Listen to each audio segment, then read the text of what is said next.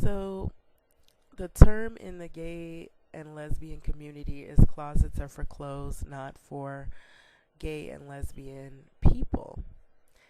And that's a term that is used to uplift people who fear coming out and being who they really are in society and conforming to the social societal norms. And a lot of times people find it very hard because they're in fear of their lives. They're in fear of losing loved ones, maybe family being ostracizing or discriminating, homophobic views that people have stated in maybe movies, music, social media, videos of people who particularly bash and hate on gay and lesbian and LGBTQ people as a whole. So a lot of times people will do this thing where they won't talk or disclose their personal preferences or their sexual identity because of their culture, maybe religious reasons. Maybe they have family members that are really strict religion that they follow and practice, or maybe just the fear of being hurt or losing a job, or maybe homophobic views of co-workers and their boss, maybe firing them from a job or using other excuses to fire them simply because they're gay or lesbian. So you see the clothes in the closet, and the term closets are for clothes, not for LGBTQ individuals. So a lot of people, even if they're not gay, they have a lot of skeletons in their closet. They hide things sometimes. They only tell certain things they want people to know that they trust. People who won't spread lies and rumors and a lot of confusion around the workplace, maybe around in the family or friends or neighborhood area. And so some people are open with their sexual identity and they're proud of who they are and they're not afraid, even though there are people that are discriminatory in the world and you can't change everybody's views per se. But you have a lot of celebrities now that have come out in support of LGBTQ community to help those who are in need, who maybe have been ostracized, lost jobs, maybe lost loved ones, lost connection or sight of people because of homophobia and homophobic beliefs. One such person, Ellen DeGeneres, she's an actress and talk show host. She was in the most popular show, film and television. She famously came out as gay on the Oprah Winfrey's talk show in 1997. And later that year, her character on her hit show Ellen came out to her therapist, and the therapist was played by Oprah Winfrey. So you'll find a lot of celebrities, and there's so many I can't even name, from different backgrounds. They could be Hispanic, they could be white, they could be black, they could be Asian, they could be Muslim also, believe it or not, have come out in support of LGBTQ people.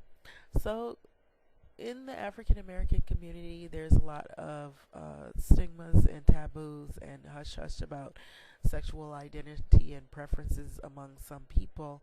If you're a woman, if you're of color, you have to deal with the gender bashing, you have to deal with racism, and then you have to deal with sometimes gender bashing within your own culture. And then you also, outside of your culture, you deal with the racism, and then you deal with discrimination, sometimes classism, and then you deal with disclosing your sexual identity, which is lesbian and of color. So then you have another whole issue altogether. So it's not even a double. Sometimes it could be a triple or a quadruple issue for an LGBTQ individual of color that may be female or other.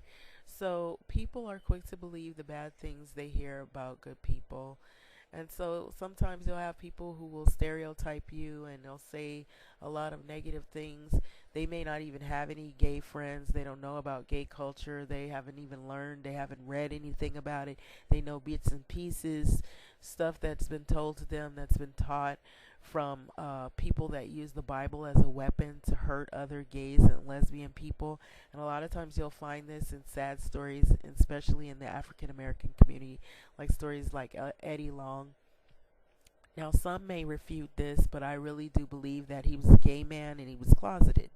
And he used religion as a weapon to hurt those or to discredit those who were gay people, individuals, and it hurts the gay and lesbian community, and it hurts the LGBTQ community greatly when you have people who don't come out and admit out of honesty that they just are gay and they don't live who they truly are, and they use the Bible and they use scriptures to harm those who are open about their sexual preference and their sexuality.